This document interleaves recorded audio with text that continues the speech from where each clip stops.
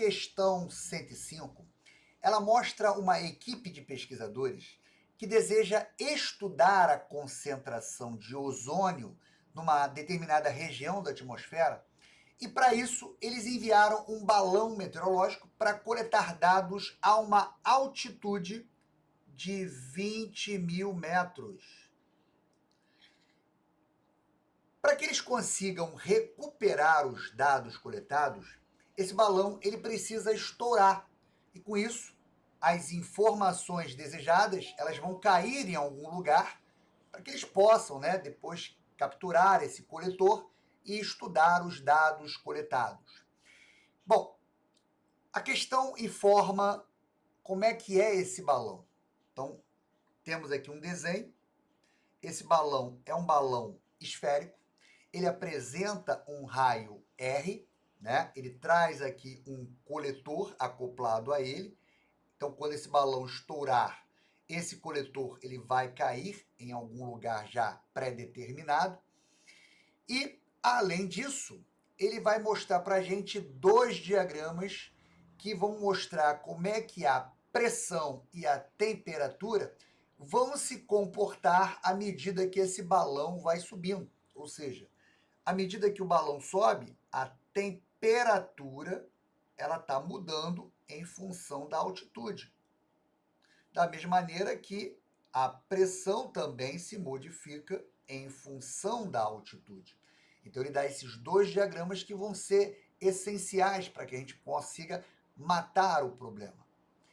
Além disso, ele fornece duas informações extremamente importantes. A primeira é que a pressão interna, ela só depende da pressão externa. Está aqui, ó. A pressão interna, ela só depende da pressão externa. E, além disso, tanto o gás dentro do balão quanto fora do balão, ele vai se comportar como um gás ideal. Então, é outra informação relevante que nós temos. E qual é o objetivo dessa questão? Ele quer saber quantas vezes o raio do balão deve aumentar para que ele possa captar os dados desejados. Ou seja, esse balão, à medida que ele vai ganhando altitude, a pressão e a temperatura vão se modificar, de forma que o seu volume vai aumentar. Ou seja, nós temos um balão agora a 20 mil metros de altura do solo, um pouquinho maior. E ele quer saber o seguinte, olha, qual é a relação entre esse novo raio e o raio antigo? No exato momento em que esse balão estourar. Então, como é que nós vamos matar essa questão? Nós vamos aqui analisar os dados que estão sendo dados para a gente. Veja que tanto dentro quanto fora, o gás ele é considerado ideal. Então, nós temos inicialmente um balão que é lançado do chão, aqui, ó, altitude 0. Qual é a temperatura inicial desse balão? Eu tenho uma temperatura inicial de 300 Kelvin. Também no chão, eu tenho a pressão inicial. Essa pressão inicial, de acordo com o texto, é uma pressão de 100 kPa, que é a mesma coisa que um ATM, só que aqui ele está usando a unidade Pascal, Na verdade, quilopascal. E o objetivo é que esse balão consiga chegar numa altitude de 20 mil metros, ou seja, 20 quilômetros. Então vamos olhar aqui, ó, 0, 10, 20 quilômetros, ó. Então vamos pegar aqui essa reta aqui, ó, e a gente já analisa tanto a temperatura quanto a pressão. Então veja que quando eu atingir a altitude de 20 metros, a temperatura que vai estar marcando é uma temperatura de 240 Kelvin. Então, a temperatura ela vai ter uma queda, né? Eu vou ter uma diminuição na temperatura. E veja que também, quando eu analiso a pressão, para a altitude de 20 metros, quer dizer, 20 quilômetros, a pressão é de 10 quilopascal. Então, nós temos aqui uma pressão final de 10 quilopascal. Então, como o exercício ele considera o gás dentro e fora do balão como um gás perfeito, podemos utilizar a lei geral dos gases perfeitos. Então, deixa eu só separar, trazer esses dados para cá, para a gente poder ter um espaço melhor para trabalhar. Trazer para cá. Então, o que, que nós temos aqui? Né? Nós temos o gás lá no chão. Esse gás, quando ele está no chão, ele vai ter um estado inicial, né, caracterizado por uma pressão P0, um volume V0 e uma temperatura T0. Quando o balão estiver a 20.000 metros acima do solo, ele vai estar num estado final, onde as suas variáveis de estado mudaram. Ele vai ter agora uma pressão PF, ele vai ter um volume VF e ele vai ter uma temperatura TF.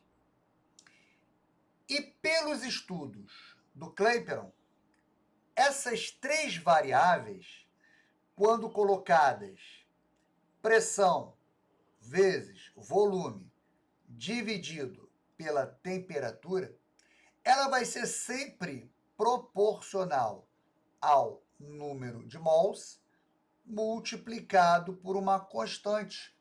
Então, quando nós pegamos os valores do estado inicial, P0,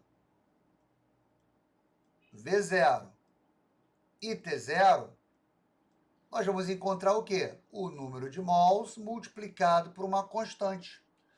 Mas se a gente pegar os valores do estado final, pressão final, volume final, temperatura final, vamos encontrar o mesmo resultado, número de mols vezes uma constante. Como esses dois resultados são iguais, nós podemos igualar os valores do estado inicial com os valores do estado final. O que nós chegamos, finalmente? A equação geral dos gases perfeitos. E agora, substitui os valores. Que valores? Esses valores aqui, ó, que nós extraímos do diagrama. Quem é a pressão inicial? A pressão inicial está aqui, ó, 100 kPa. Quem é o volume inicial? Não sei, V0. Qual é a temperatura inicial? Está aqui, ó, 300 Kelvin. Pressão final, está aqui, 10 kPa. Volume final, não sei. Temperatura final do balão, 240 Kelvin. Resolvendo esta equação, a gente chega na relação entre os volumes. O volume final é 8 vezes o volume inicial.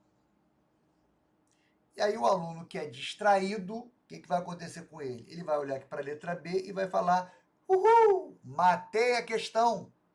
Dançou. Por quê? Porque você não leu o enunciado. O que ele pede? Ele não quer a relação entre os volumes, ele quer a relação entre os raios. Quantas vezes o raio do balão deve aumentar. Então, para isso, você vai ter que lembrar qual é o volume de uma esfera. O volume de uma esfera é 4/3 de π raio ao cubo. Então, vamos substituir isso aqui, ó. Volume final vai ser 4/3 de π Rzão ao cubo. Vai ser 8 vezes o volume inicial, que é de quanto? 4/3 de π Rzinho ao cubo. Quem é o Rzinho? Esse Rzinho aqui, ó. É o raio inicial, o raio que o balão tem no momento do lançamento. O que dá para cortar aqui, ó? 4/3 de π corta com 4/3 de π. E aí o que a gente chega aqui? A gente chega aqui, o raio Rzão ao cubo é 8 vezes o Rzinho ao cubo. Se está ao cubo, a gente tira a raiz cúbica.